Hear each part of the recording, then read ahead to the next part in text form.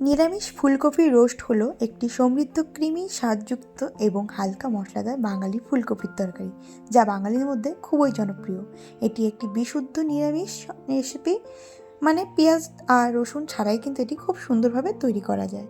তা নমস্কার বন্ধুরা, কেমন আছো তোমরা সবাই? আশা করি তোমরা সবাই খুব ভালো আছো, আমিও খুব ভালো আছি। চলে আসলাম আজকে আরেকটি রান্নার রেসিপি নিয়ে, যার নাম নিরামিষ ফুলকপি রোস্ট। আর এই ফুলকপি রোস্ট তৈরি করতে প্রথমেই আমি গ্যাসের ফ্লেমটাকে অন করে সেখানে ফুলকপি বসিয়ে দিলাম সেদ্ধর জন্য। এখানে আমি সামান্য কিছু লবণ দিয়ে 5 থেকে 6 মিনিটের জন্য ফুলকপিটাকে ভালো করে সেদ্ধ করে নেব। আর এদিকে চলো দেখে নেওয়া যাক ফুলকপির রোস্ট বানাতে কী কী উপকরণ প্রয়োজন। তো এখানে আমি নিয়ে নিয়েছি টমেটো, কাঁচা লঙ্কা, আদা, মটরশুঁটি আর ভেজানো পোস্ত, কাজু আর মগজ। এইটুকু উপকরণ দিয়ে কিন্তু খুব সুন্দর একটি রেসিপি তৈরি হয়ে যাবে। আর এদিকে কিন্তু আমার ফুলকপিগুলো মোটামুটি সেদ্ধ হয়ে গেছে। এরপর আমি এটিকে তুলে এখানে আমি বসিয়ে দেবো একটি কড়াইটাকে খুব ভালো করে গরম করে সেখানে দিয়ে দেবো বেশ খানিকটা তেলটা ভালো করে গরম হয়ে আসলে এখানে আমি এক এক করে সবগুলো ফুলকপিকে দিয়ে দেবো। ফুলকপিগুলোকে খুব ভালো করে 2 থেকে 3 মিনিট লাল লাল করে ভেজে নিতে হবে। এরপর ফুলকপিগুলো লাল লাল করে ভেজে নেবার পর এটিকে আমি একটি পাত্রের মধ্যে এক এক করে তুলে নেব। আর এই ফুলকপি কিন্তু আমার ভীষণ ফেভারিট। তবে তোমরা কারা কারা ফুলকপি খেতে পছন্দ করো তারা কিন্তু আমাকে অবশ্যই কমেন্ট করে জানিও। আর এদিকে ফুলকপিগুলো একটি পাত্রের মধ্যে তুলে নেবার পর এরপর আমি সেই কড়াইতে আবার দিয়ে দেবো বেশ খানিকটা তেলটা ভালো করে গরম হয়ে আসলে এখানে আমি প্রথমেই দিয়ে দেবো গোটা গরম মশলা আর দিয়ে দেবো 2 থেকে 3টে তেজপাতা। তারপর দিয়ে দেবো এখানে কাঁচা লঙ্কা আর আদার পেস্ট দিয়ে সামান্য একটু জল দিয়ে এটিকে খুব ভালো করে কষিয়ে নিতে হবে 2 থেকে 3 মিনিটের মতন।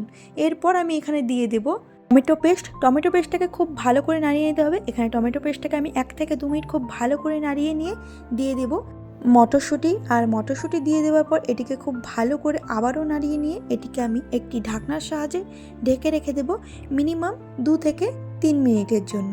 এরপর ঢাকনাটি সরিয়ে নিয়ে মশলাটাকে খুব ভালো করে কষিয়ে নিতে হবে। মশলা থেকে খুব ভালো করে তেল বেরিয়ে আসলে এরপর আমি এখানে দিয়ে দেবো বেটে রাখা পোস্ত, কাজু আর চারমগজের মিশ্রণটি দিয়ে সেখানে দিয়ে দেবো সামান্য কিছু জল দিয়ে সমস্ত উপকরণকে আবারও ভালো করে মিশিয়ে নিয়ে এখানে আমি দিয়ে দিব 1 চামচের মতন লবণ আর হাফ চামচের মতন চিনি দিয়ে সমস্ত উপকরণকে আবারও ভালো করে মিশিয়ে নিতে হবে।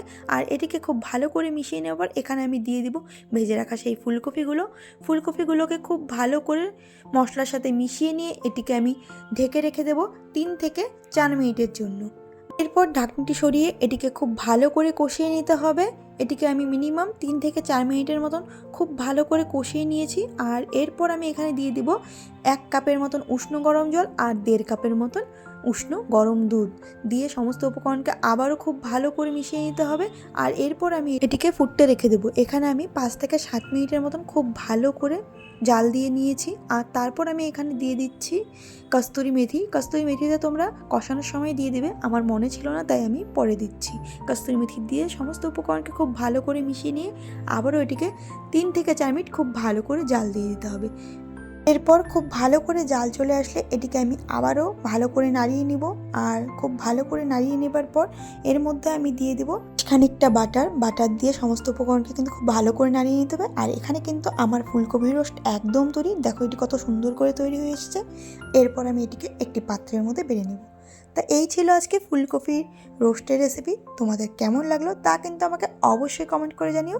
আর এভাবে অবশ্যই বাড়িতে বানিয়ে দেখো, আশা করি তোমাদের সবার খুব ভালো লাগবে। আর এই ফুলকপি রোস্ট কিন্তু যে কোনো কিছু, মানে পোলাও বলো, নান, রুটি, পরোটা বা গরম ভাতের সাথেও কিন্তু খেতে ভীষণ ভালো লাগে।